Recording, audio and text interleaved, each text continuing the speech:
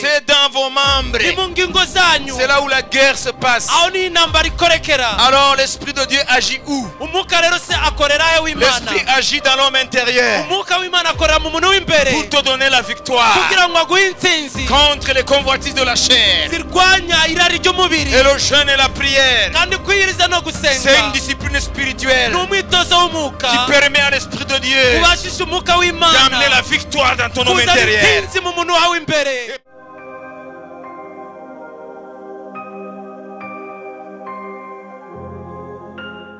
Il n'y a aucun héros qui est arrivé à son but sans la persévérance.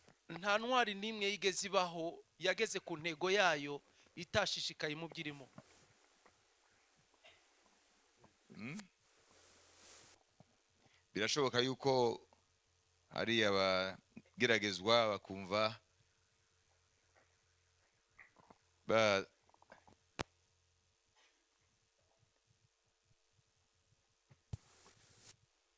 simvuga guhagarika ahubwo bakumva bashakiye bugufi. Daniel dit, Daniel avuga ngo quand il a résolu de jeûner, igihe yiyemeza muri we gutangira kwiriza, il dit, avuga, je ne mangeais aucun mets délicat. nta biryo na bimwe biryoshye naryaga.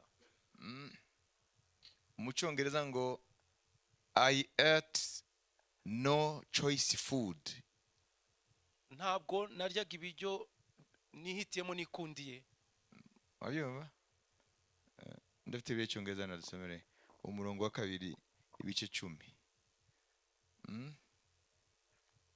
Choice food. I ate no choice food. At that time, I, Daniel, mourned for 3 weeks. I ate no choice food, no meat or wine touched my lips. My lips. Thank you very much. God bless you. Nimumvise se? Ngo muri iyo byumweru bitatu ngo niyigeze arya ibyo umutima we ushaka. Choice food. Ibyo umutima we ushaka. Yarabyibujije. Mwabyumvise? Umwe wese mu bushobozi yarafite hari ibyo yashoboraga kwiha. Sibyo se? Daniel yari ministre w'intebe w'igihugu cy'igihangange, okay? Murumva rero yarafite choice nyinshi. Bimwe yavuze inyama n'ibindi, sibyo? Yarafite choice nyinshi nka ministre w'intebe. Avuga ko ibyo byose yahagaritse choice nubwo yahitamo kurya iki umunsi kuko afite gahunda yo gusenga kuzabasubizwa. Yarabyimye. God is in control. Imana tubutware kuri buri kimwe cyose. Twebwe Imana twitwararika. Uvuga ngo muri amasengesho ikintu cyitwa kwiganyira, ikintu cyitwa kwiheba, ikintu cyitwa guhagarika umutima mushire ku ruhande. C'est incompatible avec ce moment. Bihabanye n'iki gihe turimo. Kese nima turasenga Imana itabaho. Niba ari Imana nzima, Imana turi mu kiganza cyayo. Iratwitwararika mu bintu byose. Kandi mutangire mubone ibitangaza. Kuko ibitangaza ntago bitubitegereje ku munsi wa nyuma, byaratangiye. Amen. Mu kugira expectation. Hallelujah. Ari ubuhamya maze kumva bw'abantu tangiye kubona ibintu bikomeye Imana itangiye gukora. Ariko ngo twavuze icyumweru cya mbere twavuze ni icyumweru cya travail intérieur. Umurimo w'umuntu w'imbere. Sibyo? Ngo twabonye ko nta mugisha mu byaha. Muzaje mwibuka twatangana na Yesaya 58. Imana ivuga ngo ukwiriza kunezeza jewe. Imana irabitubwira. Byari bishingiye gusa ko Imana ntabwo ishobora kwemera ukwiyiriza kuvanze no kugomera Imana. Murabyumva? Ntabwo abantu biyiriza, ntabwo ari c'est la piété. Nukubaha Imana. C'est fondé sur la piété. Byubakiye ku kubaha Imana. Kandi c'est le moment exceptionnel. N'umwanya w'umwihariko. Un moment très particulier. Umwanya udasanzwe. Pour se recentrer. Kugira ngo umuntu ashire ibintu ku murongo. Remettre les pendules à l'heure. Kugarura ibintu ku murongo. Aho watangiye guteshuka ugaruke. Nimba uzi ko ijuru ribaho n'umuriro utazima uriho, kandi Yesu yaje kudukiza no gutwinjiza mu bwami bw'Imana, ni igihe cy'uko Imana ikumurikira kuri buri kintu cyose kugira ngo ushobore kugarura ibintu mu buryo. Hari ibyo utitaga icyaha ariko uburaza kubona ko ari ibyaha. Ari ibintu wadiringaga nabyo ukabikinisha, ariko Bibiliya ukugenda wegera Imana izakwereka yuko wakinaga n'umuriro. Comprenez? Iyi semaine rwose ndabinginze mu izina rya Yesu, umureke Umwuka Wera abarondore, umureke Umwuka Wera abereke, abamurikire. Il faut vous rendre vulnérable devant l'Esprit de Dieu. Ukwiye kuba umunyantege imbere y'Umwuka w'Imana. Il faut accepter le diagnostic de l'Esprit de Dieu. Wemere isuzumwa ry'Umwuka Wera. Amen. Nturusha Imana ubwenge wowe, ahubwo wowe uce bugufi. Umwuka Wera akwereke ni hehe. Bamwe peut-être le travail va se faire au niveau de la langue.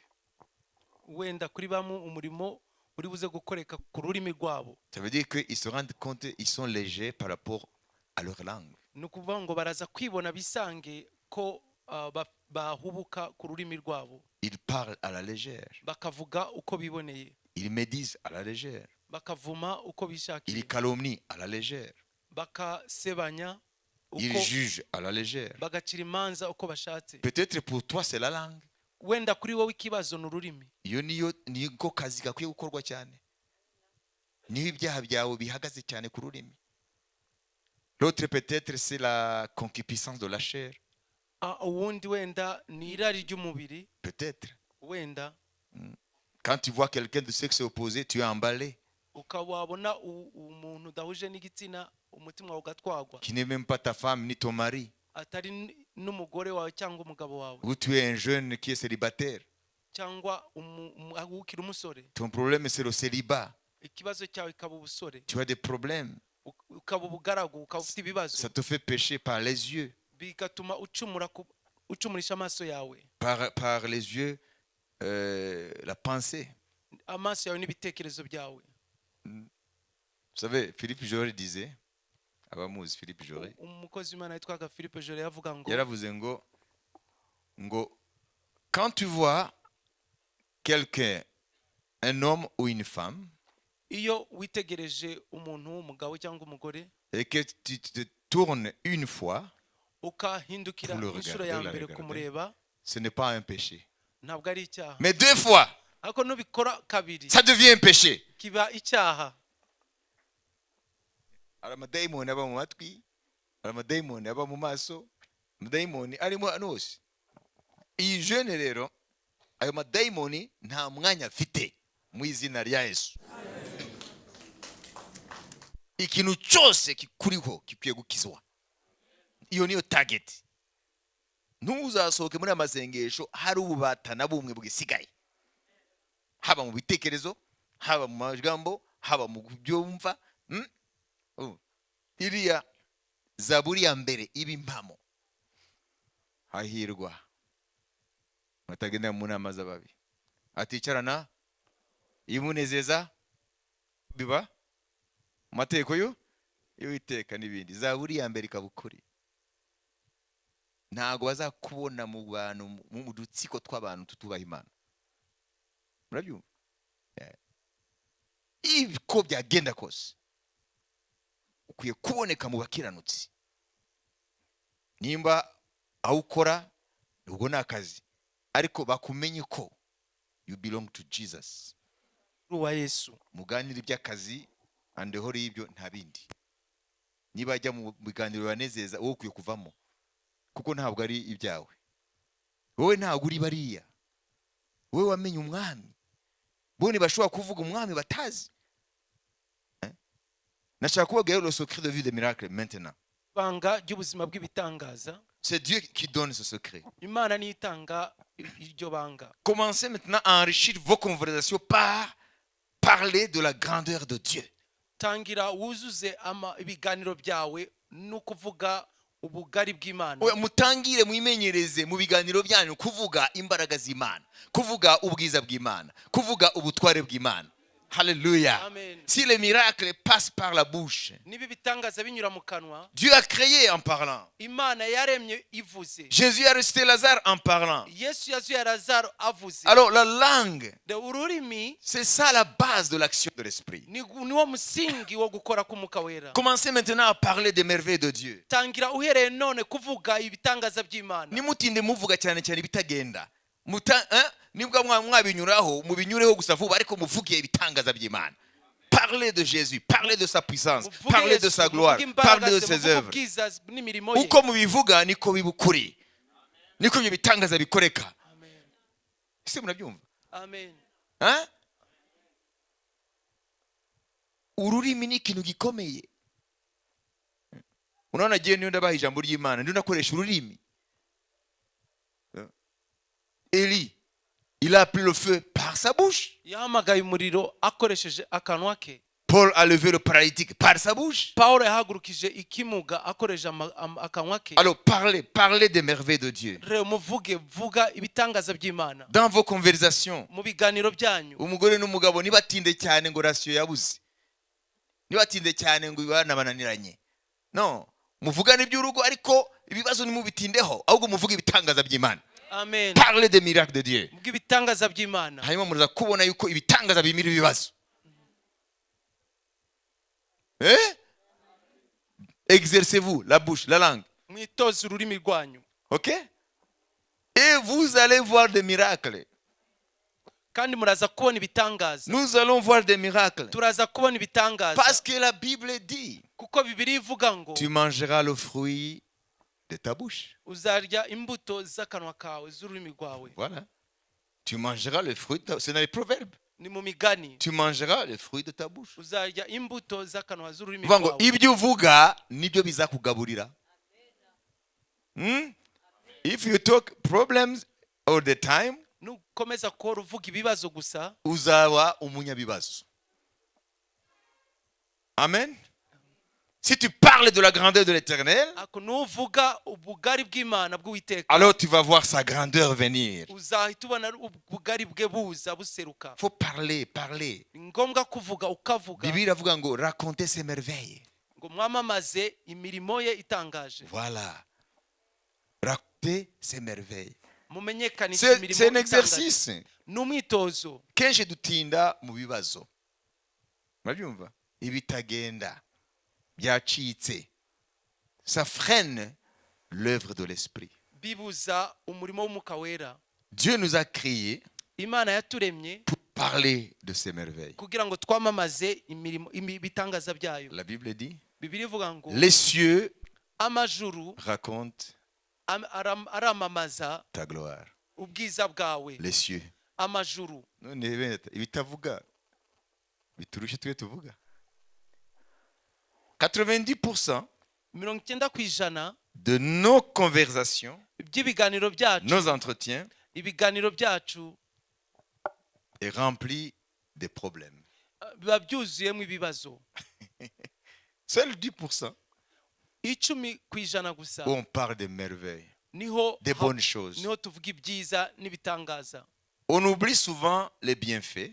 On se souvient toujours des méfaits.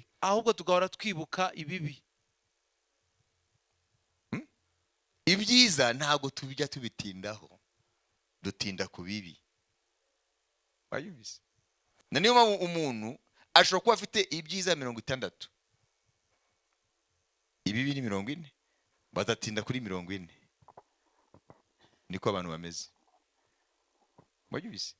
Abantu batinda ku bibi, ntibatinda ku byiza. Ariko ubwami bw'Imana Regardez Jésus. turebere kuri Yesu. Ntiyigeze atinda ku bibi. Parce qu'il n'est pas venu à annoncer de mauvaises nouvelles. Ko ntabwo yaje gutangaza inkuru mbi. Il est venu annoncer de bonnes nouvelles. Yaje gutangaza inkuru nziza. Natwe turabana bo kwamamaza inkuru nziza. Pas inkuru mbi. Amen. Exerçons-nous. Twitoze. Shobora kubona umuntu uramwakiriye kuva mu gitangira. Ari nigiye na yambuwa mugani ntayaguha. Agatangira ibibazo. Agatangira baga impande. Agatangira ngo kirakubita mu mugongo. Agatangira ngo mashuri y'abana yananiranye. Agatangira ngo imirima yarumbye. Agatangira ngo nta muzabibu kera. Agatangira ngo inka nizikibyara. Agatangira ngo birakomeye. Akavuga ati nta uzi. Ahubwo ejo noneho bizaba bikomeye. Akakubwira finalement ati finalement où est Dieu? Imana muri ibyo iri he? Tout ça. Umukiranutsi iyo bibaye ngombwa ko avuga ikibazo ayitarangiriza ku birenze ikibazo. Amen. Ariko hamwe n'ibyo Imana iri ku ngoma. Amen. Kuko Imana nicyo ishaka. Rero muri bibi rero tutangiye twimenyereze kuvuga ibyiza by'Imana. Plus on parle des merveilles de Dieu, uko turushaho kuvuga ibitangaza by'Imana, plus les merveilles s'opèrent. Niko nibyo bitangaza bikoreka. Plus on parle de problèmes, iko turushaho kuvuga ibibazo, les problèmes se déversent. Ibibazo birushaho kwisuka. Tel les torrents. Bikisuka nk'uruzi rusuma. Hallelujah. Rero twihane rero ni cyumweru cyo kwinjira imbere ukareba bitagenda kugira ngo ubyihane ono ube uko Imana ishaka ube icyare mu gishya. Amen. Nous avons vu le renouvellement de l'homme intérieur. Twabonye guhindurwa musha k'umuntu w'imbere. Amen. Et aujourd'hui, ubu nous allons voir tugiye kubona ce que la Bible appelle l'homme animal et l'homme spirituel. Icyo Bibiliya yita umuntu w'inyamaswa n'umuntu w'umwuka. Ariko mu Kinyarwanda bavuga ngo umuntu w'inyama n'amaraso. La Bible en français, Louis II utilise le mot l'homme animal. Koresha umuntu w'inyama n'amaraso. Moi je retiens l'homme animal, OK? Voilà. 1 Corinthiens 2, 11, 16. Abikorinto ba mbere 2:11-16. Mbese ninde mu bantu wamenya ibyo ndatekereza keretse umwuka wa wundi umurimo n'iby'Imana niko biri nta wabimenya keretse umwuka wayo. Ariko twebweho ntitwahawe ku mwuka w'isi ahubwo twahawe uwo mwuka uva ku Mana kugira ngo tumenye iby'Imana yaduhereye ubuntu. Ari byo tuvuga ko ariko ntitubivugisha amagambo akomoka mu bwenge bw'abantu ahubwo tubivugisha akomoka ku mwuka, dusobanuza iby'umwuka bindi. Dusobanuza iby'umwuka bindi. Urumva rero bari abapagani ntabyo bazi. Ntacyo ujya kubabaza ibyo batazi. Ururimi rwacu ntago baruzi. Komeza. Ariko umuntu wa kamere ntiyemera iby'umwuka. Uyo muntu wa kamere Louis II ijambo yasobanuye amagambo ya Paulo yavuze l'homme animal. Umuntu wa kamere ntiyemera iby'umwuka w'Imana kuko ari ubupfu kuri we akaba atabasha kubimenya kuko bisobanurwa mu buryo bw'umwuka. Ariko umuntu w'umwuka arondora byose nyamara ubwe ntawumurondora. Mbese ninde wigeze kumenya icyo Uwiteka atekereza ngo amwigishe? Nyamara twebwe dufite gutekereza kwa Kristo. Amen. Amen. Il y a deux types d'hommes. Hari abantu bo mu buryo bubiri. Il y a l'homme animal hari umuntu wa kamere et l'homme spirituel. N'umuntu w'umwuka. L'homme animal c'est qui? Umuntu wa kamere ninde? C'est celui-là nuriya chez qui l'âme et l'esprit sont encore en confusion. Kuri we umwuka n'ubugingo birivanze. Hein? Hier nous avons parlé longuement de ça. Ejo twabivuzeho cyane. L'homme animal, umuntu wa kamere, il est toujours tel qu'il est né. We uko ari ni nkuko yavutse. L'âme et l'esprit sont en confusion. Ubugingo n'umwuka birivanze. Ça veut dire il n'a pas encore reçu la parole de Dieu. Nvango ntabwo arakakira ijambo ry'Imana. Parce que selon Hébreux 4:12, dushingiye ku Baheburayo 4:12, c'est la parole qui vient séparer l'âme et l'esprit. Ijambo niryo riza rigatandukanya umwuka n'ubugingo. Alors chez l'homme animal, ku muntu wa kamere, les deux sont encore entremêlés. ibi byombi biba bikivanze. Et la Bible appelle l'homme animal. Bibiliya rero ikamwita umuntu wa kamere. Pourquoi? Kubera iki? Parce que il a les mêmes appétits que l'animal. Kubera ko ibyifuzo bye bihwanye n'iby'inyamaswa. Vous comprenez? Murabyumva? Voilà pourquoi il est appelé l'homme animal. Niyo mpamvu yitwa umuntu nyamaswa. Les besoins des animaux, ce sont ses besoins. Ibyifuzo tubona ku nyamaswa nawe sanga ari byo akeneye. Vous savez, Murabizi, l'homme, umuntu par son corps, binyuze mu mubiri we il appartient au règne animal. nawe ari mu rwego rw'inyamaswa. Mais par son esprit, Ariko kubw'umwuka we il le dépasse. ahita arenga inyamaswa. Vous comprenez? Murabyumva? Ce qui nous différencie de l'animal, Ikimutandukanya ce n'inyamaswa n'est pas parce que nous sommes des bipèdes. ntabwo ari uko tugendesha amaguru abiri. Non, il y a même des animaux, n'est-ce pas, qui sont des bipèdes. Murabizi ko hari n'inyamaswa zigendesha amaguru abiri. Non, c'est l'esprit qui est en nous. Ni umwuka uturimo. C'est ça qui nous rend supérieurs au règne animal. Icyo nicyo kidutera kugira icyo dusumbya iyo si y'inyamaswa. Mais lorsque nous n'avons pas encore la parole de Dieu en nous, igihe rero tutarakira ijambo ry'Imana muri twe, nous sommes dirigés, conduits par nos appétits matériels. tuba tuyoborwa muri byose n'ibyifuzo irari ryacu ry'ibintu bifatika. Dans Galates, Mu Bagalatiya, Paul va nous donner les caractéristiques de l'homme animal. Pawulo araduha ibiranga umuntu wa kamere cyangwa w'inyamaswa. Galates 5, 19, 21. Abagalati 5:19-21. dore imirimo ya kamere iragaragara, ni iyi: gusambana no gukora ibiteye isoni n'iby'isoni nke, no gusenga ibishushanyo, no kuroga, no kwangana, no gutongana, n'ishyari, n'umujinya, n'amahane, no kwitandukanya, no kwirema ibice, no kugomanwa, no gusinda, n'ibiganiro bibi, n'ibindi bisa bityo. Ndababwira hakiri kare, nk'uko nababwiye kera, yuko abakora ibisa bityo batazaraga ubwami bw'Imana. Amen. Amen. Ni bande baze kubona inyamaswa zirwana? N'abantu bararwana. Mwabyumvise? None se itangwa ziri he? Ouais. Ça veut dire que ici, Nukuvuga ngo hano il y a certaines œuvres hari imirimo runaka qui sont inhérentes au fait que l'âme n'a pas été séparée de l'esprit. iraho kubera ko ubugingo butigeze butandukanywa n'umwuka. Comprenez? Et on devient esclave de cette nature-là pécheresse. Noneho umuntu akaba imbata w'iyo kamere y'icyaha. La liste n'est pas exhaustive. Hein? Urutonde rwayo ntabwo rwuzuye. Non, il dit et les choses semblables. Ayongeraho ngo n'ibindi bisa nabyo. Comprenez? Murabyumva? Donc quand tu vois le comportement de quelqu'un, Rero iyo witegereje imyitwarire y'umuntu, hein, his behavior, uko yitwara, tu vas dire ushobora kuvuga quel est le chauffeur de sa vie. ninde utwaye ubuzima bwe. C'est l'homme animal ou l'homme spirituel? Uyoboye ubuzima bwe ni umuntu wa kamere cyangwa ni umuntu w'umwuka. Par le comportement, Binyuze mu myitwarire gusa, tu peux savoir qui est sur le volant, uhita umenya ninde ufashe direction qui prend les rênes. ninde wicaye ku ntebe. Si tu es quelqu'un ukaba ukitukana, ukaba ukirwana, ukaba ukibeshya, muranyumva? Hein? Ukaba ugira imijinya kugezaho kugezaho n'injangwe mu rugo ziza kwihisha, n'ibintu bisa bityo.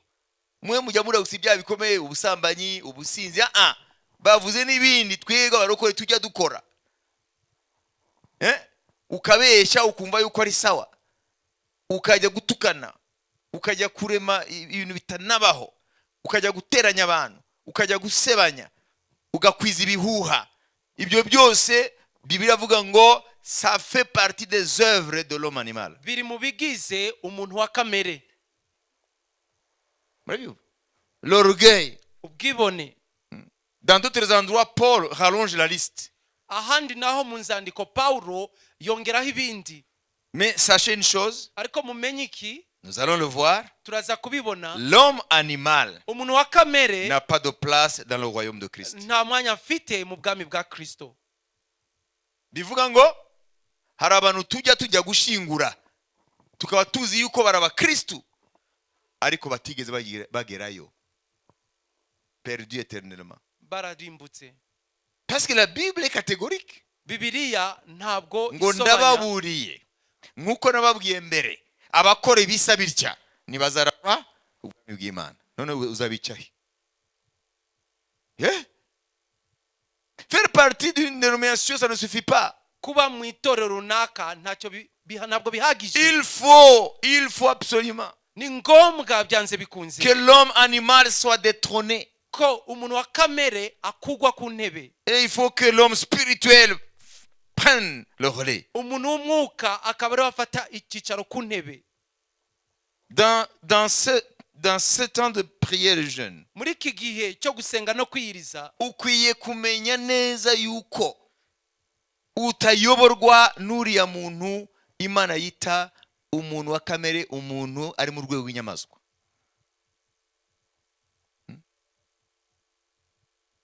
Ukwiye kumenya ko muri wowe ntabwo ukiri umuntu wa kamere, kuko umuntu wa kamere ntabwo azaragugama ijuru.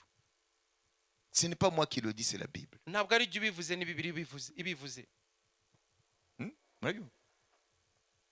Amahane, il parle, le querelle, intonganya, les animosités, ubunyamaswa, animosité, cyangwa ubugome. vous voyez, tout ça, personne n'héritera le royaume de Dieu. nta n'umwe muri ibyo azaraga ubwami bw'Imana. Faut pas voir seulement les gars, Dieu ntago nica, nta n'umuntu nigeze nica, ntago. Il y a des choses qui émanent de notre nature adamique. hari ibintu bikomoka kuri kamere yacu tukura kuri Adamu. Tukwiye gusa Imana ikabidukiza. Absolument. byanze bikunze. Niyo mpamvu nta mahoro ajya aboneka mu bantu, kubera yuko za kamere nizo ziyobora abantu. Ntago murayumva ngo nzamwumvisha. On est spécialiste dans la matière. turi inzobere muri ibyo. Si wumva ari biki, ni kamere. Wabyumvise? Amen. Alors, on va parler maintenant de l'homme spirituel. none reka tuvuge ku muntu w'umwuka. L'homme spirituel. umuntu w'umwuka, Quelles sont ses caractéristiques? ibimuranga ni ibihe? On va lire Colossiens 3, 1, 4. dusome Abakolosayi 3:1-4. nuko rero niba mwarazuranywe na Kristo, mujye mushaka ibiri hejuru aho Kristo ari yicaye iburyo bw'Imana. Mujye muza umutima ku biri hejuru, atari ku biri mu isi, kuko mwapfuye kandi ubugingo bwanyu bukaba bwarahishanywe na Kristo mu Mana. Kandi ubwo Kristo ari we bugingo bwacu azerekanwa, namwe muzahera ko mwerekanana nawe muri mu bwiza. Amen. Amen. Ça veut dire, il aime les choses de Dieu. Nubango umutima we uri ku bintu by'Imana. Parmi ces choses, muri ibyo bintu, la première, il y a la parole de Dieu. icyambere hazamo ijambo ry'Imana. L'apôtre Pierre dit, inuma Petero iravuga ngo désirez ardemment le lait spirituel. mushake cyane amata y'umwuka. Ça fait partie des choses que l'homme spirituel affectionne. kiri mu bintu umuntu w'umwuka ashaka ararikira. 1 Pierre 2:2. Petero wa mbere 2:2. mumere nk'impinja zivutse vuba, mwifuze amata y'umwuka adafunguye, kugira ngo abakuze abageze ku gakiza. Amen. Désirez comme des enfants nouveau-nés le lait spirituel et pur.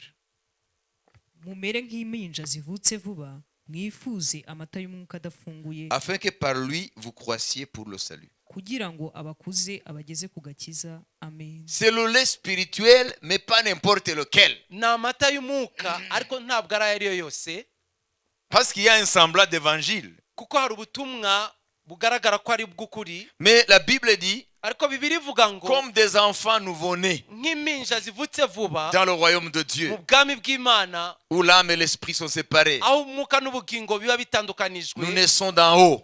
tuba twabyawe hejuru, Parce que la parole qui nous fait naître de nouveau vient d'en haut. kuko ijambo ritubyara ubwa kabiri rituruka hejuru. Alors nous sommes nés de Dieu. tuba twabyawe n'Imana. Ababyeyi bacu batubyaye mbere, batubyara mu byaha, kuko nabo n'abanyabyaha.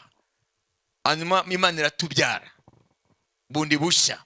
Nous sommes nés d'en haut. tuba twabyawe n'ijuru. Alors maintenant, désirez ardemment noneho ubu rero dushake cyane le lait spirituel. Twifuze le lait spirituel. twifuze cyane amata y'umwuka, Virgule, dushira akitso pur. atavangiye, Kuko hari atafunguye. abantu benshi batamikwa amata atariyo. Amata ashobora kwica uruhinja. Ni ubutumwa bucuramye. Ni ubutumwa busiga amavuta abantu ngo ibyaha byabo nubwo babirimo bazajya mu ijuru. Ni ubutumwa bubabwira imigisha ntibabwire kwihana. Ni ubutumwa bubabwira ibyo bashaka kumva ntubabwire ibyo Imana ishaka kubabwira. C'est ce que j'appelle l'évangile relativisé. nibwo nita ubutumwa buvangiye, ubutumwa bwiza buvangiye. Mais la Bible dit ariko Bibiliya ivuga ngo désirer. mwifuze. Vous voyez, c'est désir. murabyumva n'ukwifuza. L'homme animal a ses désirs. umuntu wa kamere afite ibyifuzo. Et l'homme spirituel en a aussi. n'umwuka afite ibyifuzo. Mais les désirs de l'homme animal, ariko ibyifuzo by'umuntu wa kamere comparés à ceux de l'homme spirituel, tubigereranyije n'iby'umuntu w'umwuka, ils sont à l'opposé. birahabanye. Lisons ça. reka tubisome Vite, vite. tugire vuba. Alléluia. amen Amen. amen. C'est à l'opposé. birahabanye. Galates 5, 16, 18. abagalatiya 5:16-18. ndavuga nti muyoborwe n'umwuka kuko aribwo mutazakora ibyo kamere irarikira, kuko kamere irarikira ibyo umwuka yanga, kandi umwuka yifuza ibyo kamere yanga, kuko ibyo bihabanye. Nicyo gituma ibyo mushaka gukora atari byo mukora. Ariko niba muyoborwa n'umwuka ntimuba mugitwarwa n'amategeko. Amen. Il y a l'homme animal. tubona umuntu wa kamere. Nous avons vu certaines de ses caractéristiques. twabonye bimwe mu bimuranga. Nous avons vu aussi l'homme spirituel. twabonye n'umuntu w'umwuka. Les caractéristiques. ibimuranga nawe. Leurs désirs se combattent. ibyifuzo byabo bombi birarwana hagati yabyo. Depuis le jour où l'âme est séparée de l'esprit par la parole de Dieu, uhereye igihe ubugingo n'umwuka biba bitandukanijwe n'ijambo ry'Imana. d'après Hébreux 4:12, twubashingiye ku Baheburayo 4:12, qui révèle que la parole de Dieu c'est comme une épée à double tranchant. hahishura ko ijambo ry'Imana ari inkota y'ubugi abiri. Alors, quand tu reçois le salut, quand tu es né de nouveau, rero iyo wakiriye agakiza, iyo uvutse ubwa kabiri, alors commence, hier nous avons vu le processus de dépouillement, revêtement, ejo twabonyeho urugendo rwo kwiyambura no kwambara, ou le renouvellement de l'homme intérieur, aho tubona guhindurwa k'umuntu w'imbere, l'âme et l'esprit. ubugingo n'umwuka. Mais commence aussi la guerre terrible. ariko hagati hatangira intambara iteye ubwoba. L'âme, ubugingo, elle réclame toujours la première place qu'elle avait. ukomeza gushaka wa mwanya wa mbere wari ufite. Pierre dit Petero avuga ngo que l'âme fait la guerre à l'esprit. k'ubugingo burwanya umwuka. Donc nous devons savoir que le combat s'engage dukwiye kumenyera ko intambara ihita ihaguruka entre l'homme animal et l'homme spirituel. hagati y'umuntu wa kamere n'umuntu w'umwuka. Jésus est venu nous amener sur le chemin de la victoire Yesu yatuzanye mu nzira y'intsinzi pour nous délivrer de l'emprise de l'homme animal. kugira ngo atubature ku butware bw'umuntu wa kamere. Alors ce combat rero iyo ntambara finira avec notre mort izasozwa n'urupfu rwacu ou avec notre enlèvement. cyangwa kuzamurwa kwacu. Mais aussi longtemps qu'on est encore dans la chair, ariko igihe cyose tukiri muri uyu mubiri, ce combat sera là iyo ntambara izahoraho entre l'homme spirituel et l'homme animal. hagati y'umuntu wa kamere n'umuntu w'umwuka. Parce qu'on a vu que leurs désirs sont contraires. ko twabonye ibyifuzo byabo ko bihabanye. Alors cette bataille va continuer. rero iyo ntambara izakomeza. Les batailles vont continuer jusqu'à la fin. izo ntambara zizakomeza kugeza ku iherezo. La fin c'est ta mort, c'est ma mort ou l'enlèvement. iherezo mvuga ni urupfu rwawe cyangwa kuzamurwa. Voilà pourquoi hier nous avons vu dans 2 Corinthiens 4:16 niyo mpamvu twabonye ko mu Bakorinto ba mbere 4:16 que le renouvellement de notre homme intérieur se fait de jour en jour. ko guhindurwa mushya k'umuntu wacu w'imbere biba umunsi ku wundi. Il faut souligner cette expression, de jour en jour. uwo murongo, iyo mvugo mukwiye kwica akarongo ko biba umunsi ku wundi.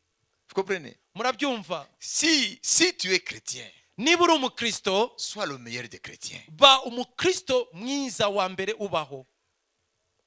Amen. Amen. Ntuzabe mu kintu kandi udashaka kumaramaza muri cyo. Ça c'est regrettable. Ibyo nibyo kwicuzwa. Kuko nta muntu n'umwe akotse igitutu ngo umukristo. Nimba rero Yesu yaraguhamagaye ba wanyawe. Amen. Haranira kuba umukristo wanyawe. Pana kazuyazi.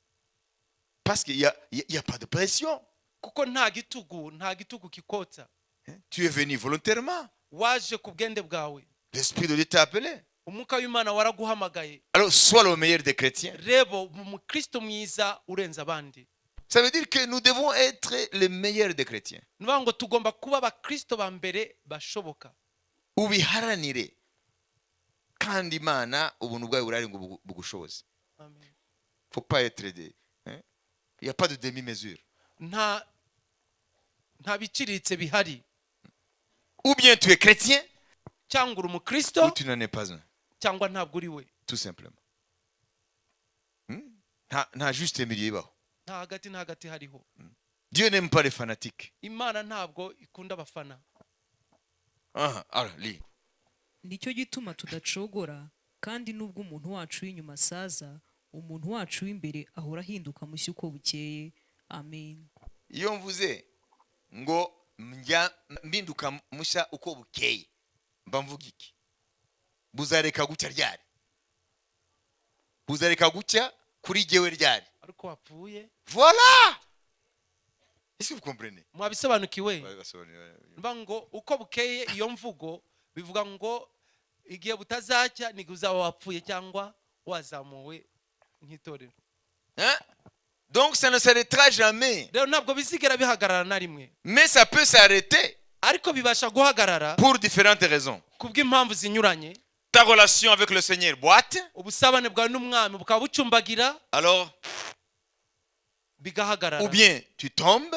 Cyangwa ukagwa. Tu fais naufrage par rapport à la foi. Ukagwa kubyerekeranye no kwizera. Ça s'arrête. Hanyuma bigahagarara. Ce n'est pas Dieu qui va arrêter ça. Ntabwo ari Imana izabihagarika. C'est toi qui vas arrêter. Wowe ni uzabihagarika. L'œuvre intérieure de l'Esprit de Dieu. Umurimo w'imbere w'umuka w'Imana. Si tu renoues avec le péché, nuwongera kukagundira icyaha, ugacudika n'icyaha, alors tu arrêtes l'œuvre de Dieu. Icyo gihe uzahagarika umurimo w'Imana. Est-ce que vous comprenez? Murabyumva? Quand nous sommes nés de nouveau, iyo twavutse ubwa kabiri, l'œuvre a commencé. Umurimo uba watangiye. Et je ne twabibonye se. Amen. Amen. C'est toi qui l'arrêterais. Wowe ni ushobora kuwuhagarika. Ce n'est pas Dieu. Ntabwo ari Imana. Ce n'est même pas le diable. Nta nubwo ari na Satani. C'est toi. Ni wowe. Parce que le diable entre parce que tu as été distrait. Kuko Satani yinjira kuko warangaye. C'est tout. Nibyo. Faut jamais toujours incriminer le diable. Ntuzigere na rimwe ushinja Satani. Pourquoi est-ce que Dieu punira aussi les hommes? Kubera ko Imana izahana n'abantu. Pourquoi est-ce qu'il y a les hommes qui iront dans le feu éternel? Kubera ko hari abantu bazajya mu muriro w'iteka. Au départ, le feu éternel était prévu pour le diable. Mbere na mbere umuriro wari uteganijwe Satani. Mais Jésus dira ariko Yesu à yaravuze ceux qui seront à sa gauche, kubari bazaba bari bumoso, allez vous les maudits mugende mwebwe mwakiro iteka dans le feu éternel mu muriro w'iteka préparé pour le diable et ses anges. wateganijwe Satani n'abamarayika C'est be. là où vous serez éternellement. Aho niho muzahora iteka ryose. Et vous allez grincer les dents Hanyuma muzahekenya amenyo dans des temps sans fin. mu bihe bitagira iherezo. Vous voyez, pourquoi est-ce que Dieu va envoyer les gens en enfer? Kubera ko Imana izatwara abantu mu muriro. C'est que dans notre chute, Ni kubera ko mu kugwa kwacu nous sommes aussi, il y a une part de responsabilité. tubifitemo uruhare natwe. Satan, quand il te tente, Iyo Satani akugerageje, tu as une part de responsabilité. nawe ubigiramo uruhare. Parce que si tu vis Kubera ko niba uriho tel que la Bible nous enseigne, nk'uko Bibiliya tu seras itwigisha, tenté, uzageragezwa mais tu vaincras. ariko uzanesha. Bwana sifiwe. Yesu ahabwe icyubahiro. Bwana sifiwe. Yesu ahabwe icyubahiro. Kama tutaanguka, Nitugwa tuna nafasi ya kujitetea mbele za Mungu. Ça veut dire tu vas répondre de ça. ni ukuvuga ngo uzabibazwa. Il ne faut jamais jouer la victime. Ntuzigere wigira ingorwa. Il y a des gens qui fuient les responsabilités, toujours ils sont victimes. Hari abantu bashaka guhunga uruhare rwabo bakavuga ko atari bo. Jamais, en aucun cas, ils reconnaissent les responsabilités. Nta na rimwe bajya bemera uruhare rwabo. Yirukanywe ku kazi ni ikibazo cya kanaka yagiye kumubeshyera kandi ni kubera yuko adakora akazi neza. Ibibazo byose afite sante mbi, ni kibazo cya muganga yamwandikiye imiti itameze neza, nawe yarayimwandikiye ngo ayifate kabiri ku munsi, we ajya gufata rimwe ku munsi. Jamais il n'est responsable. Il est la victime éternelle. À chaque cas, il faut chercher un bouc émissaire. Ça c'est dangereux. C'est un jeu dangereux quand ça vient maintenant dans les choses du royaume de Dieu. Il faut être responsable. Satan n'est pas responsable de tout. Satan, il a sa responsabilité. Ceux qui tentent aussi, ils ont responsabilité. Vous comprenez? Nimbwira umukobwa ajya kuvuga ngo noneho araza kubana n'uriya musore w'umupagani ngo kubera yuko ngo azakizwa. Est-ce que si le diable le tente, vous allez maintenant incriminer le diable? Yashutswe n'irari rye. Parce que la Bible dit umucyo n'umwijima bihuriye. Est-ce que vous comprenez? Hein? Vous comprenez? Eh? Tu es tenté par les passions de ta chair. Et la Bible dit chacun est esclave de ce qui a triomphé en lui. Nimba ukunda amafaranga wibaza ko Satani atabizi? Iyo niyo yita weakness. Niho azanyura. Wabibizi? Si tu es coureur de jupons, et ce Satan ne le sait pas que tu fuis, tu en fuis un. Ah, avant. Maintenant, maintenant il est converti. C'est un beau chrétien. Il donne la dîme et les offrandes. Non, je dis avant. Mais Satan n'a pas oublié. Za kontra zawe nawe kera razizi. Il sait sur quelle corde il va jouer. Voilà. Hein? Il sait. Il faut savoir qu'est-ce qui fut tes points faibles. Parce que c'est là où Satan va passer. Lazima ujue udhaifu wako mbele ya Kristo kukuita. Et s'il échoue là, c'est là où il va essayer de trouver d'autres moyens. Tout ce qui était tes points faibles, c'est là où le diable va passer. Il faut le savoir. Et puis, si tu tombes dans le péché, c'est vrai, Satan sera puni, mais toi aussi tu es responsable.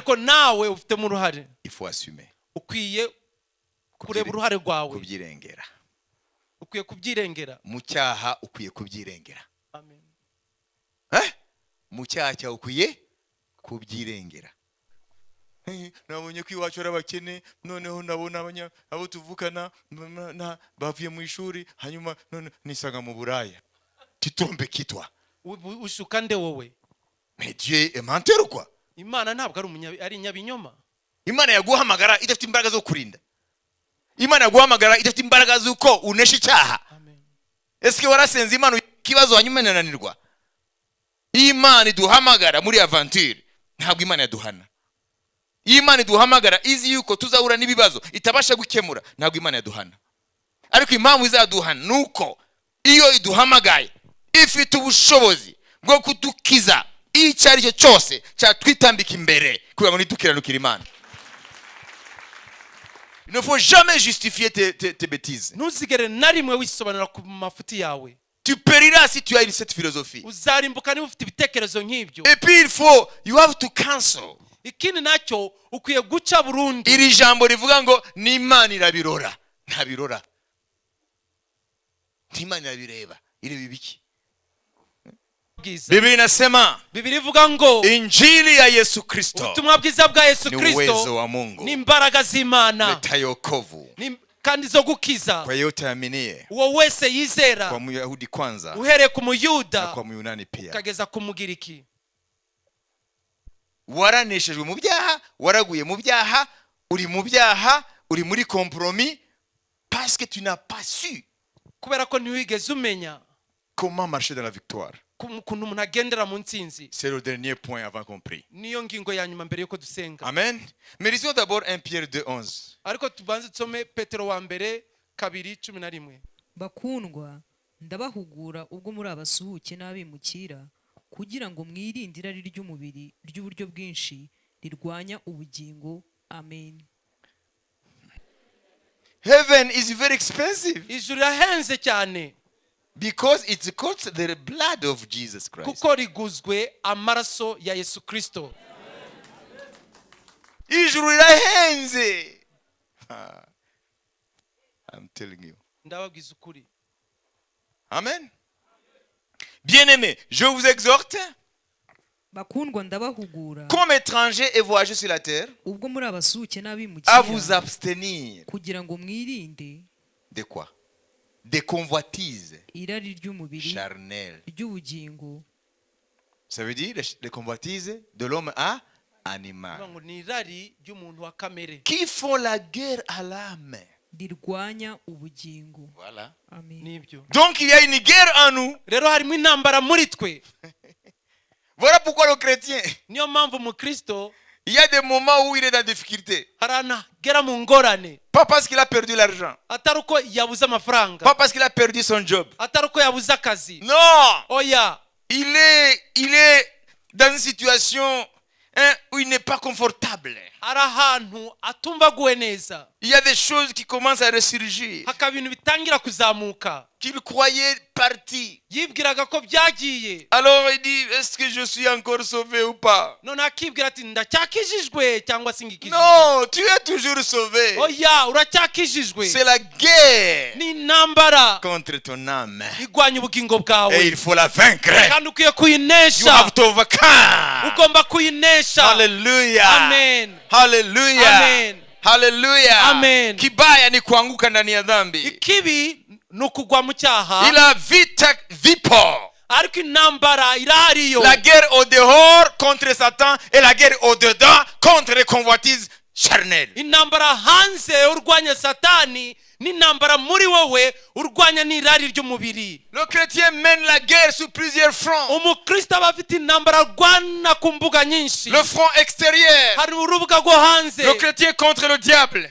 umukristo arwana satani. Et le monde sur lequel le diable règne. n'isi satani ategekamo. Et le front intérieur. n'urugamba rw'imbere muri we. Pierre ici parle du front intérieur. petero hano arimo kuvuga intambara y'imbere. Les convoitises qui font la guerre à l'âme. amarari arwanya ubugingo. Où sont les convoitises? amarari aherereye he? Elles agissent où? akorera he? Jacques dit, yakobo aravuga ngo les convoitises agissent dans vos membres. amarari akorera mu ngingo zanyu. Vous comprenez? murabyumva? Pierre dit, petero avuga ngo il y a les convoitises charnelles qui font la guerre à l'âme. hari amarari arwanya ubugingo. Et Jacques situe où la guerre se situe. noneho yakobo akagenegereza aho iyo ntambara iherereye. C'est dans vos membres. ni mu ngingo zanyu. C'est là où la guerre se passe. aho ni intambara ikorekera. Alors l'Esprit de Dieu agit où? umwuka rero se akorera he w'imana? L'Esprit agit dans l'homme intérieur umwuka w'imana akorera mu muntu w'imbere pour te donner la victoire kugira ngo aguhe intsinzi contre les convoitises de la chair. zirwanya irari ry'umubiri. Et le jeûne et la prière, kandi kwiyiriza no c'est une gusenga discipline spirituelle ni umwitozo w'umwuka qui permet à l'Esprit de Dieu ubashisha umwuka d'amener w'imana la victoire dans ton homme kuzana intérieur. intsinzi mu muntu wawe Et imbere. par l'Esprit de Dieu, kandi binyuze mu mwuka nous sommes w'imana capables. turashoboye. We are able through the Holy Ghost turashoboye binyuze mu mwuka to wera overcome the devil kunesha satani. and to overcome kunesha our sinful nature kamere y'icyaha by the yacu power of the Holy Spirit. kubw'imbaraga z'umwuka wera. Today, uyu today, munsi today, uyu munsi God wants to make everybody an overcomer. imana ishaka guhindura buri umwe wese unesha. Hallelujah. Amen. He wants to give you power irashaka kuguha to imbaraga trump on gukandagira the power of the devil, imbaraga za the satani, power of sin. imbaraga z'icyaha. Hallelujah. Amen. Hallelujah. Amen. L'évangile de Jésus n'est pas de l'à peu près. ubutumwa bwiza bwa yesu ntabwo ari ubushidikanywaho. C'est la puissance absolue de Dieu. imbaraga zuzuye z'imana. Jésus a vaincu. yesu Et il yaranesheje veut que nous vainquions aussi. kandi ashaka ko tunesha natwe. Il a vaincu. Il est yaranesheje venu dans notre chair. yaje mu mubiri Il a wacu vécu comme un simple homme. nk'umuntu Et usanzwe il a vaincu. kandi Et il a yaranesheje dit, aravuga dans le ngo monde vous aurez des tribulations. mwisi muzahura Mais n'ibibarusha prenez courage. ariko mugire J'ai imbaraga vaincu le monde. naranesheje I have isi overcome the world. nanesheje isi Le front extérieur intambara hanze et le front intérieur. n'intambara imbere C'est normal. ni ibintu bisanzwe Mwambie yule, mubwire ukuri hayo ni ruhande kawaida. ibyo ni bisanzwe. Il y a ceux qui marchent selon l'esprit. hari abayoborwa n'umwuka Ce sont les hommes spirituels. n'ab'umwuka. Il y a ceux qui marchent selon la chair. hari abayoborwa na kamere Ce sont ceux qui s'appellent les hommes animaux. ni abantu ba kamere cyangwa abantu Les nyamaswa hommes charnels. ni abantu ba kamere. Vite, vite, lisons Romains 8, dusoma abaroma 8 12, 14. 12 14 8, 12, 14. 8 12 14. nuko rero bene data turimo umwenda ariko si uwa kamere y'imibiri yacu ngo dukurikize ibyayo, kuko niba mukurikiza ibya kamere y'umubiri muzapfa. Aha! Mbere yuko niti mukunda komeza mwumvise hari abo dushingura batageze hehe mu ijuru, kuko bari abakristo bakamere, nubwo batari abasinzi batagiye mu busambanyi, ariko ziriya ngeso zavuzwe za kamere ntibigeze bazigotorwaho. Mwumvise twe tukirebera ngo ntabwo yajyaga mu kabare, ntabwo ari umusinzi, ntabwo ari umusambanyi, yari afite umugore umwe kandi amukunda cyane, yari afite n'abana beza bitonda, yatagaga n'icya 10, yagiraga gutya, none tukagenda turirimba yuko aheza mu ijuru tuzahurira n'amakurata mu ijuru, aheza mu ijuru tuzahurira. Alors que l'individu est où? kandi umuntu ari he? Yarimbutse. Attention, mwitonde. ceux qui vivent selon la chair mourront. ababaho ku bwa kamere bazapfa. C'est clair. birasobanutse. Comprenez? murabyumva? On peut être chrétien mais charnel, ushobora kuba umukristo wa kamere conduit par le vieil homme. ayoborwa n'umuntu wa kera. Là tu mourras absolument. aho ngaho nta gushidikanya uzapfa. ariko nimwicisha umwuka ingeso za kamere muzarama. Muzabaho. abayoborwa n'umwuka w'Imana Abayoborwa n'umwuka w'Imana bose nibo bana b'Imana. Amen. La Bible dit, Bibiliya ivuga ngo ceux qui sont conduits par l'esprit de Dieu, abayoborwa n'umwuka w'Imana, E au majuscule. umwuka w'Imana n'inyuguti nini. Quand la Bible écrit esprit avec une minuscule, le E là, c'est notre esprit. iyo Bibiliya yanditse umwuka n'inyuguti ntoya bavuga umwuka w'umuntu wacu. Et quand la Bible écrit esprit avec E majuscule, iyo ikoresheje inyuguti nini c'est l'esprit de Dieu. baba baravuga umwuka w'Imana. Alors quand tu lis là, rero iyo usomye hariya c'est l'esprit avec majuscule. baba bakoresheje umwuka w'Imana n'inyuguti nini. Qui sont enfants de Dieu? ni bande bitwa abana b'Imana? Zenguruka amatorero yose ugenda ubaza se abana b'Imana ni bande? Bose bamanika. Ariko la Bible avuga ngo bongo yeno. ibinyoma. Ceux qui sont en fils de Dieu, abana b'Imana, ceux qui sont enfants de Dieu, abaritwa abana b'Imana, ce sont ceux qui sont conduits par l'esprit de Dieu. n'abayoborwa n'umwuka w'Imana. Full stop. bikagarukirizaho. Si tu n'es pas conduit par l'esprit de Dieu, mu gihe utayoborwa n'umwuka w'Imana, tu n'es pas enfant de Dieu. ntabwo uri umwana w'Imana. Tu te trompes toi-même. urishuka ubwawe. Et qu'est-ce qui montre que quelqu'un est conduit par l'esprit de Dieu? ni giki kimenyekanisha ko umuntu ayoborwa n'umwuka w'Imana? C'est parce que les désirs sont contraires aux désirs de l'homme animal. nuko ibyifuzo bye biba bihabanye n'ibyifuzo by'umuntu wa kamere. Et les œuvres de sa vie n'imirimo y'ubuzima bwe démontrent ihamya qu'il a été délivré du vieil homme, ko yabatuwe kuri wa muntu wa kera, qu'il est en train de se renouveler de jour en jour, ko arimo agenda ahindurwa umunsi ku wundi, qu'il est en train de se dépouiller et de se revêtir. ko agenda yayambura kandi yambara. C'est le jeûne et la prière, ni ukwiyiriza no gusenga sur la base de la parole de Dieu, ku rufatiro rw'ijambo ry'Imana, la communion avec Dieu. mu gusabana n'Imana. C'est ça qui nous délivre ibyo nibyo bitubatura de l'emprise du vieil homme, ubutware bw'umuntu wa kera, de l'emprise de l'homme animal, ubutware bw'umuntu wa et kamere, qui fortifie notre homme intérieur, kandi bigakomeza umuntu wacu w'imbere, et que nous devenions maintenant kandi tukahita duhinduka noneho des nouvelles créatures, ibyaremwe bisha, des personnes qui marchent,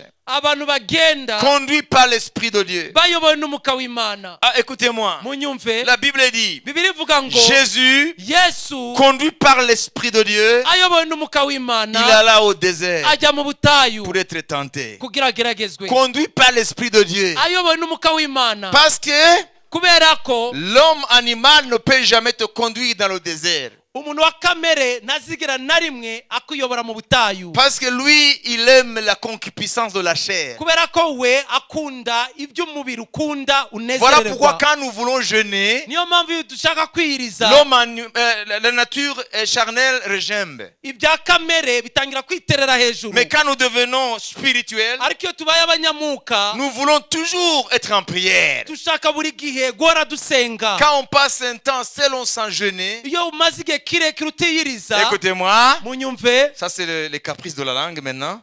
ibi ni C'est les caprices de la langue. Écoutez. munyumve, Quand on est homme spirituel et qu'on passe un temps selon sans jeûner, iyo uri umuntu w'umwuka ukamara igihe kirekire utiyiriza, on est gêné. wumva bikubangamiye. C'est ce que j'appelle les caprices de la langue. Qui l'a conduit à la croix? Ninde wamujyanye ku À musaraba? la croix, qu'est-ce qui se passe là? Niki kikoreka ku musaraba? C'est un endroit de souffrance Ni ahantu h'imibabaro, ultime. imibabaro ihebuje iyindi. Qui l'a conduit? Ninde wahamujyanye? Est-ce que l'homme animal aimerait à la croix? Umuntu wa kamere yakwifuza kujya ku musaraba?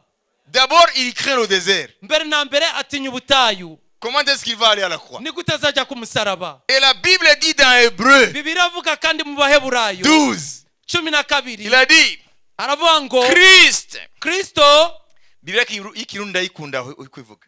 Bibiliya y'ikirundi avuga ngo Kristo ngo ashorewe n'umwuka we na mpwemu yera. Kristo ashorewe na mpwemu yera ajya ku musaraba.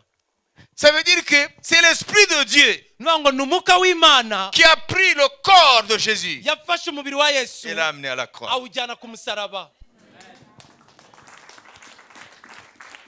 Si tu n'as pas encore compris Niba utarabyumva, cette dichotomie entre ton homme intérieur et ton corps, uko gutandukana k'umubiri wawe n'umuntu wawe imbere, tu ne sauras jamais plaire à Dieu. ntuzigera na rimwe umenya uko unezeza Imana. Parce que le corps, Kubera ko umubiri, hier nous l'avons vu, ejo twarabibonye, ne se renouvelle jamais. ntabwo uhindurwa na rimwe. Le corps, on l'offre à Dieu. Umubiri ahubwo tuwutambaho igitambo ku Mais l'homme Mana. intérieur est appelé à se renouveler. Ariko umuntu w'imbere ahamagara guhindurwa. Hébreu dit, Abaheburayo bavuga ngo Jésus, le Fils de Dieu, Yesu umwana w'Imana qui s'est offert à la croix par l'Esprit éternel. yitanze ku musaraba kubw'umwuka w'iteka. C'est l'Esprit de Dieu qui a conduit Jésus à la croix. Umwuka w'Imana niwo wajyanye Yesu ku musaraba. Nous aussi, Natwe uko nguko, s'ils ne sont pas conduits par l'Esprit de Dieu, nitutayoborwa n'umwuka w'Imana, nous ne sommes que des religieux. ahubwo turi Nous ne abanyedini, sommes pas des enfants de Dieu. ntabwo tuba turi abana b'Imana. Les enfants de Dieu, Abana ils sont b'Imana conduits par l'Esprit de Dieu. bayoborwa n'umwuka w'Imana. Alléluia. Amen. Alléluia. Amen. Alléluia. Amen. Et cela n'est possible Kandi ibyo nta kundi kuntu byashoboka que lorsque le travail intérieur est fait. atari uko umurimo w'umuntu w'imbere wakoretse. La séparation, Uko gutandukana, le dépouillement, le revêtement. kwiyambura no kwambara. Alors, il y a un verset fantastique. Rero hari umurongo mwiza cyane Je vais terminer avec ça. ngiye kuwurangirizaho. Maintenant, on va parler Noneho tugiye kuvuga de la victoire. intsinzi. Alléluia. Amen. Galates 5:1. Abagalatiya 5:1. ubwo Kristo yatubaturiye kuba ab'umudendezo, nuko muhagarare mushikamye mutacyongera kuboha n'ububata. Amen. Ubwo Kristo yatubaturiye kuba ab'umudendezo, nuko muhagarare mushikamye mutacyongera kuboha n'ububata. Amen. Amen. C'est pour la liberté que Christ nous a affranchis. Kristo yatubaturiye umudendezo. Demeurez donc ferme Mukomeze mushikamye. et ne vous laissez pas mettre de nouveau sous le joug de la servitude. Nimwongere kwijyana munsi y'igitugu cy'uburetwa. Donc Jésus est venu Yesu rero yaje nous affranchir kutubatura de la servitude ubutware du vieil homme igitugu cy'umuntu wa kera, igitugu de uburetwa l'homme animal, uburetwa bw'umuntu wa kamere, servitude du diable. uburetwa bwa Satani. Alors avant de prier, Mbere yuko dusenga rero nataka kuelezea hivi, ndashaka mbabwira ibi. yule mtu wa kale Uriya muntu wa kera ni mtumwa wa shetani, ni mbata ya Satani, ni mtumishi wa ni shetani. umukozi wa Satani. Na yule mtu wa kiroho Uyu muntu w'umwuka ambaye amepokea mwanga wa injili, yamaze kwakira umucyo w'ubutumwa bwiza, yeye ni mtumwa wa Mungu. uwo nguwo ni mbata y'Imana. Alors aujourd'hui, Uyu munsi rero si l'homme animal règne en toi, niba umuntu wa kamere agitegeka muri wowe, ce sont des passions qui combattent dans tes membres. n'irari rigwana mu ngingo zawe, L'orgueil de la vie, ubwibone bw'ubu la buzima, convoitise de la chair, irari ry'umubiri, la convoitise des yeux. irari ry'amaso. Ça c'est le propre de l'homme animal. Ibyo ni by'umuntu wa kamere. Jésus le savait. Yesu yarabizi. Aucune religion ne peut t'aider. Nta dini na rimwe Aucune ryagufasha, philosophie peut te libérer. nta bwenge na bumwe bwakubohora, Aucune discipline peut te libérer. nta mwitozo n'umwe wakubatura. Même en Asie, ceux qui font de l'ascétisme. No muri Aziya bariya abantu bibabaza imibiri, L'ascétisme, oui. bariya bibabaza imibiri, Qui se blessent partout. bakikomeretsa impande zose, En croyant qu'ils vont parvenir à la libération. batekereza ko bari bugere mu mudendezo. Il n'y a pas de liberté. Nta mudendezo Sinon que lorsque Jésus vient dans une vie. atari igihe Yesu aze mu buzima. Jésus a vu ça. Yesu yarabibonye, Il a vu notre misère. yabonye ubutindi bwacu, Il a vu que nous sommes esclaves yabonye ko turi imbata de Satan, kandi na Satani, de par la chute de l'homme. binyuze mu kugwa k'umuntu. Tu ne peux pas te libérer toi-même. Ntabwo ubwawe Il n'y a wakwibatura, pas d'auto-libération. nta muntu n'umwe yakwibatura. Personne. Nawe Vous savez, Che Guevara, muzi witwa Che Guevara qui a combattu auprès de Fidel Castro yarwanye hamwe na Fidel Castro, contre les impérialistes. barwanya bamatse ibihugu, Il a combattu dans plusieurs pays. yarwanye mu bihugu byinshi, Il est venu même au Congo dans les années 60. yageze no muri Kongo mu myaka za 60, Partout où les impérialistes primaient le peuple. aho bamatse ibihugu batsikamira abantu, Il allait là-bas pour combattre. aho yajyagayo kujya kubarwanya. Alors, Noneho il a combattu yararwanye jusqu'à ce qu'un jour il se rende compte. kugeza igihe kimwe amenya ibi, Il a écrit un livre. yandika igitabo. Il a dit, tous mes combats, Intambara zose narwanye, je me suis rendu compte que j'ai combattu en vain. naje kumenya ko narwaniye ubusa. Je ne changerai jamais le peuple. Sinzabasha guhindura na gato abantu. La seule chose Ikintu cyonyine gikenewe dont l'homme a besoin, umuntu akeneye c'est qu'il soit un homme nouveau. nuko abicyaremwe gisha. C'est lui qui a dit ça. Niwe yabivuze. Alléluia. Amen. Che Guevara. Uwo yitwa Che Guevara. Qui peut donner à quelqu'un d'être un homme nouveau? Ninde wabasha guha umuntu kuba icyaremwe gisha? Jésus-Christ. Yesu Kristo Lui seul. wenyine C'est lui qui peut changer l'homme intérieur. ntushobora guhindura umuntu w'imbere. Et Paul dit Pawulo aravuga ngo dans Galates 5:1, mu Bagalatiya 5:1, c'est pour la liberté que Christ vous a affranchi. ni kubw'umudendezo Kristo yatubatuye. C'est pour la liberté que Christ vous a affranchi. Ni kubw'umudendezo Kristo yatubatuye. Alors demeurez ferme. Noneho mushikame, Ne vous laissez plus mettre sous le joug de la servitude. nimukongera kwijyana munsi y'igitugu. Il y a la liberté, mes Hari chers amis, umudendezo bene data que Jésus donne. Yesu atanga, La liberté umudendezo par rapport au péché. ku cyaha, La liberté umudendezo par rapport aux convoitises. ku marari, La liberté umudendezo par rapport au diable. kuri Satani. Qu'est-ce qui rend l'enfant de Dieu joyeux? Ni iki gitera umwana w'Imana ibyishimo? C'est la liberté glorieuse qu'il trouve en Christ. Ni umudendezo w'ubwiza asanga muri Kristo. Alléluia. Amen. Quel que soit ton environnement, utitaye ku bikuzengurutse, même si tu vis dans un quartier où il y a plein de péchés, nubwo waba muri quartier irimo ibyaha si byinshi, Jésus règne en toi, niba Yesu ategeka muri cette wowe, liberté, tu vas la uyu goûter. mudendezo Elle uzawusogongeraho t'appartient. kandi n'uwawe. Elle ne dépend pas de l'environnement. Ntabwo wubakiye ku bikuzengurutse, Elle dépend de l'œuvre intérieure de l'Esprit de Dieu. bishingiye ku murimo w'imbere w'umwuka wera. Agakiza ntabwo ari ikindi wa ndugu yangu. Wokovu Agakiza ni kuingia katika hiyo freedom ya kiroho. ni ukwinjira muri uwo mudendezo w'umwuka. Hallelujah. Amen. Hallelujah. Amen. Because Jesus came to set you free. kubera ko Yesu aje kubabohora, Free from your inner bondage. kubabohora mu bubata bw'umuntu w'imbere. First. Mbere na mbere, Et et après vous libérer du joug du diable.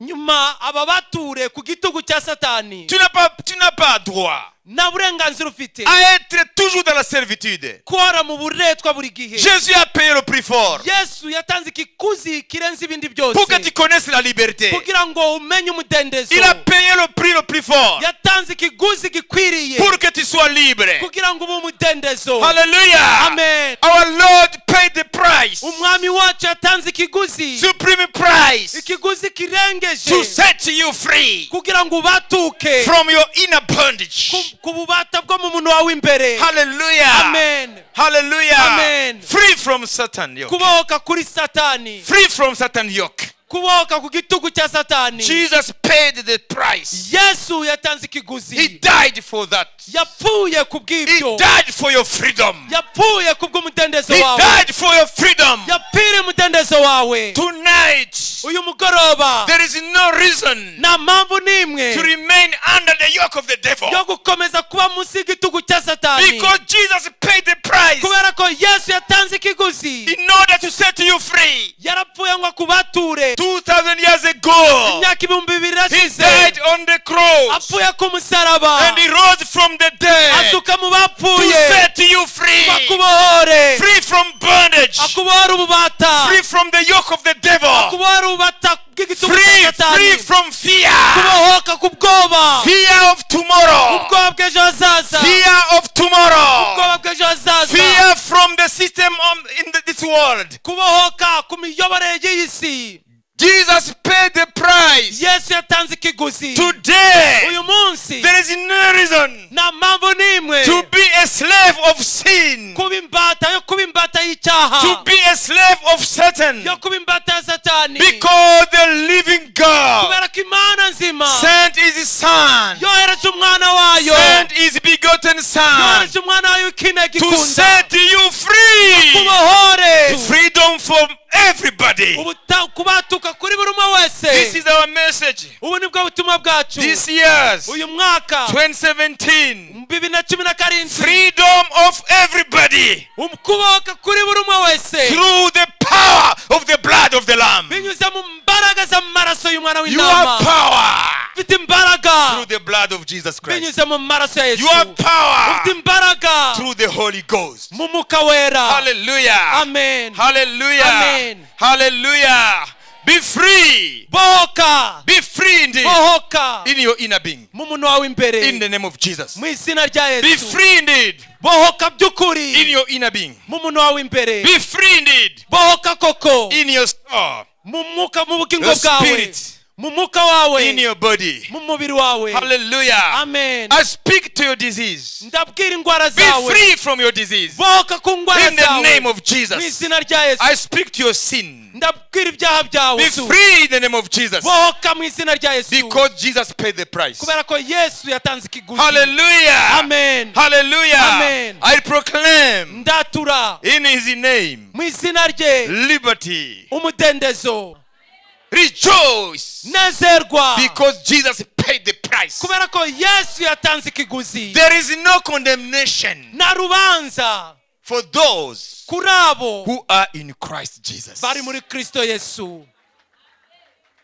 Ça c'est la bonne nouvelle. ubwo nibwo butumwa bwiza. Priez, priez d'abord pour glorifier Dieu pour ce que Jésus a fait. musenge kugira ngo muhe Imana icyubahiro ku byo Yesu yakoze. Et puis vous allez parler à votre esprit. noneho mubwire umwuka wanyu, Parlez à votre âme. mubwire ubugingo bwanyu, Parlez à votre corps. mubwire umubiri wanyu Ce que Jésus dit. ibyo Yesu avuga. My spirit, umwuka wanjye, listen to me. nyumva, You are free. urabohotse, You are free urabohotse from your chains. ku migozi yawe, Because Jesus paid the price. kubera ko Yesu yatanze ikiguzi. My soul, mu bugingo you are bwanjye, free. urabohotse. Listen to me. nyumva, You are free urabohotse from every bondage. ku buretwa bwose, Because Jesus paid the price. kubera ko Yesu yatanze My ikiguzi. body, mubiri wanjye, listen to me. ntega You are amatwi. free. urabohotse Indeed. koko, Because kubera ko Jesus Yesu paid the price. yatanze ikiguzi. And there you will be free indeed. hanyuma birabohoka koko. If the Son of God set you free, niba umwana w'umuntu akubatuye, tell the Bible, niko Bibiliya ivuga, you will be free indeed. uzaba umudendezo by'ukuri.